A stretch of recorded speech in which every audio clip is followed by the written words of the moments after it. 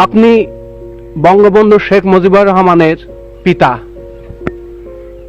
আজকে আপনার কাছে আমরা এসেছি ওনার ব্যক্তিগত বাল্য জীবন সম্পর্কে কিছু জানতে। আচ্ছা, উনি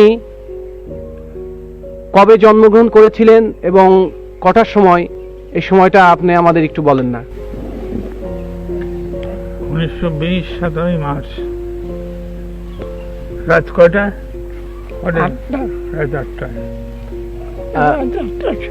কি বার ছিল ওটা? মঙ্গলবার 8টায়। বঙ্গবন্ধুর মাতা উনি বললেন তিনি রাত্রি 8টায় মঙ্গলবারে এই গোপালগঞ্জ মহকুমার এই টঙ্গিপাড়ার এই বসত বাড়িতে জন্মগ্রহণ করেছিলেন। আচ্ছা, আপনার তো মনে আছে যে বঙ্গবন্ধু যখন খুব ছোট শিশু অবস্থায় তখন তিনি কেমন করতেন বা চঞ্চল প্রকৃতির ছিলেন কিনা? আমি বলি, সৎ সাহসী ছিলেন। উদ্দেশ্য তার সব সময় এক উদ্দেশ্য, সে কি করত, তার যা উদ্দেশ্য সেই সফল করত, এবং সৎ সাহসী, সৎ চরিত্র এবং দয়াবান। সৎ সাহসী, সৎ চরিত্র এবং দয়ালু ছিলেন।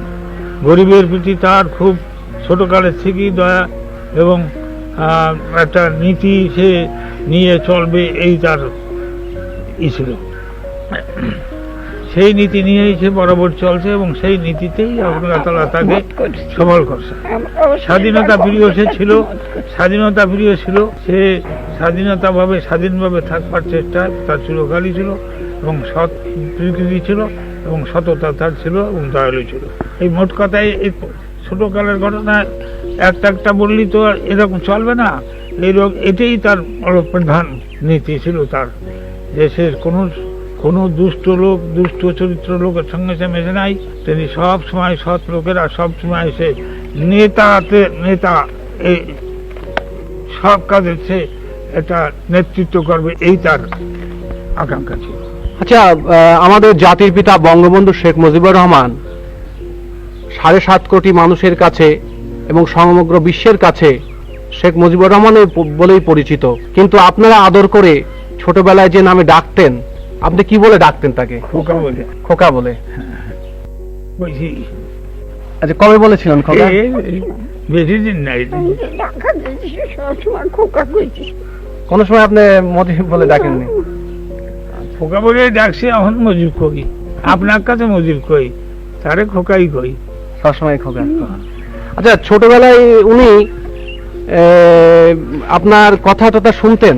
হ্যাঁ, আমার অভদ্র কথা আমরা যা কইছি আমি তাই, তাছাড়া অন্য কিছু না। অমতেও কোনো কথা কইনি, সে যা কইছে তাই কি মত করছি এবং মতে রয়েছি। এমন কিছু মত করেনি যে সেটা ভালো না, দেখছি খেয়াল করে যে সে ভালো।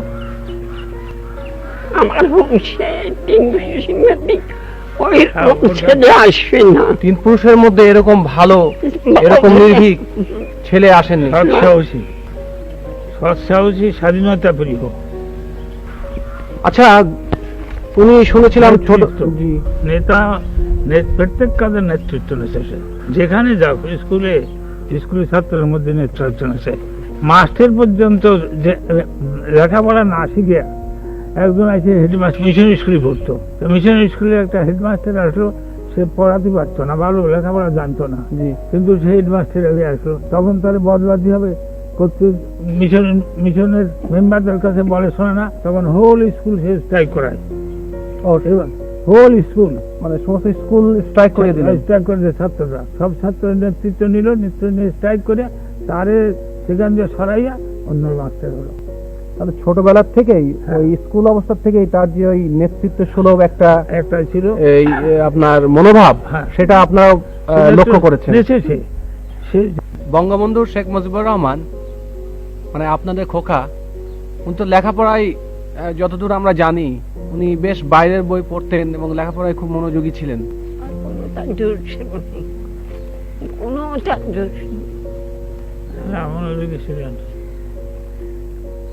এবার ওরকম ছেলে হয় না, আল্লাহ দিতে পাইছি, তার শান সে দিতে পাইছি। আচ্ছা, উনি তারপরে এখানকার লেখাপড়া জীবন শেষ করে তারপরে উনি তো কলকাতা ইসলামিয়া কলেজে গেলেন পড়তে। এবার আমরা আপনার কাছে কিছু জানতে চাবো, খেলাধুলার প্রতি তার কেমন একটা ঝোঁক ছিল? যত খেলাধুলা স্বাভাবিক, খুব বেশি বলে যে বেশি নেই, যত স্বাভাবিক। ফুটবল খেলতেন মনে হয়। হ্যাঁ, ফুটবল। ওই যে হারে যত সংখ্যা সন্তান, হ্যাঁ, যে জায়গা পাতো সেই কারে শ্রেষ্ঠ। যেখানে যাবে সেখানকারই নেতা। নেতা।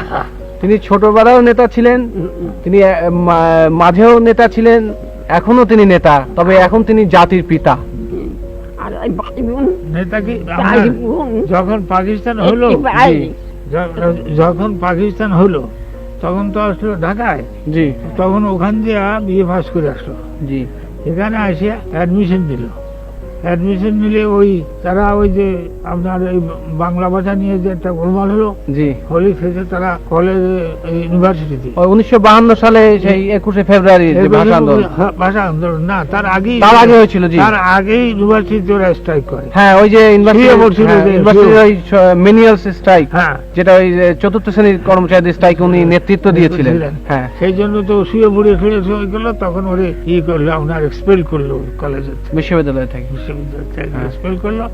ইসমান গনি না? জি, না তখন না, তখন ভাইস চ্যান্সেলর ওসমান গনি ছিলেন না। না, তখন হ্যাঁ। আরেকজনকে ছিল। তখন তিনি তাকে ওই যে আপনার মনে আছে নিশ্চয়ই, ওনাকে বলেছিলেন যে তুমি মুচলেখা দাও, হ্যাঁ, তো তিনি বলেছিলেন যে মুচলেখা আমি দেবো না, না, তখন তাকে বহিষ্কার করা হয়। হ্যাঁ, এক্সপেল করা। Expel করা হয়। এক্সপেল করার এই তো রাজনীতি একেবারে জড়ায় এবং গেল। আপনার নিশ্চয়ই মনে আছে ওই কথা বলেছিলেন উনি, হুম, যে আমি বিশ্ববিদ্যালয় থেকে ঠিকই চলে যাচ্ছি, কিন্তু এই বিশ্ববিদ্যালয়ে আমি আবার ফিরে আসবো, তবে ছাত্র হিসাবে নয়। হুম। এই কথাটা উনি বলেছিলেন। আচ্ছা, আর উনার একটু রাজনৈতিক জীবন, ছোটবেলা থেকে উনার রাজনীতির প্রতি হ্যাঁ। খুবই ছিল একটা আগ্রহ। আগ্রহ ছিল, কিন্তু সে সময় তো আর তো এই পাকিস্তান, হিন্দুস্তান হুম। বা সে তো খালি মুসলিম লীগই ছিল, হুম। আর কোনো তো ছিল না। মুসলিম লীগের সময় ওই স্টুডেন্ট হিসেবেও খুব কাজ আমরা করেছেন। কাজ করছে, মানে এই তো ইলেকশন করছে, হ্যাঁ। তারপরে আপনার অন্যায়ের প্রতিবাদ করছে। কনফারেন্স করছে, তার ওয়াহিদুর জামানের কনফারেন্সের প্রতিবাদ করে। হ্যাঁ। সেই জন্য আবার এই আচ্ছা, হাজতে যায়, জি। হাজতে যায় 18 দিন পরে। আমি সেই হিন্দু গিলগির ধরে সেই তারে খারাজ করে আনি। আচ্ছা, আর একটা কথা আমরা অনেক ওনার জীবনীতে পড়েছি, উনি ছোটবেলা থেকে ভীষণ দয়ালু ছিলেন। হ্যাঁ। একবার ওই সেই আপনার গোলার থেকে ধান দিয়ে দিছিলেন, তারপরে ওই শাড়ি, ওই লুঙ্গি দিয়ে দিছিলেন। এটা তো আপনি দুই একটা ঘটনা আমাদের বলেন না। ওই তো ওর ন্যাংটা হয়েছিল, তারে কাপড় দিয়ে চলে আসলো বাড়ি। এটা কিভাবে হয়েছিল? এটা হয়েছিল সেই ছেলেটা আপনার আইএ পাস করছে, জি একজন জজ সাহেবের ছেলে, জি মাদারীপুর বাড়ি। জি তো ওর সঙ্গে তার জানাশোনা ছিল, তো ওর মাথা খারাপ হয়ে যায়। মাথা ওখানে গোপালগঞ্জে আসে, গোপালগঞ্জে আসে রাস্তা দিয়ে ও ন্যাংটা যেতায়। ওই ওই ওই যে জানাশোনা ছেলেরা জি আইএ পাস করে, তারপরে ওর সাথে দেখা, ও রসরঞ্জন বাবু হেডমাস্টার মাস্টারের কাছে পড়তো, সেদিন যে পড়ে আবার আসছে, ওর সঙ্গে পথে দেখা। ও করেছে, ভাই তোর কাবুরান আমার দে, আমার কান কাবুর দে। তখন ও কি করবে, তখন ও নিজের কাবুর খান খুলে তারে দিয়া, গায়ে চাদর ছিল, তাই যে নিজে বাসায় আসলো ফুরিয়া। আমি বললাম, বলে তোর কাবুর কই? বলে তা একদম দিয়েছি। কারে দিয়েছি? বলে পাগলা বাটারে। বয়স করছি, যা। এই হলো তার। আর আপনার ওই গোলাপ থেকে একবার ওই দুর্ভিক্ষ হয়েছিল, তারা দান পান সেই উনি লোকের সেই দুঃখ কষ্ট দিয়ে মনের মধ্যে উনি আর খুব কষ্ট হয়েছিল, এবং তখন ওই গোলাপ থেকে ধান দিয়ে দিয়েছিল। মোট কথা তো হয়েছে, তখন আপনার কিছু বলেননি? এটা তিনটে কথা। জি, সৎ সাহস ছিল, সততা ছিল, দয়ালু ছিল, নির্ভীক ছিল। নির্ভীক ছিল।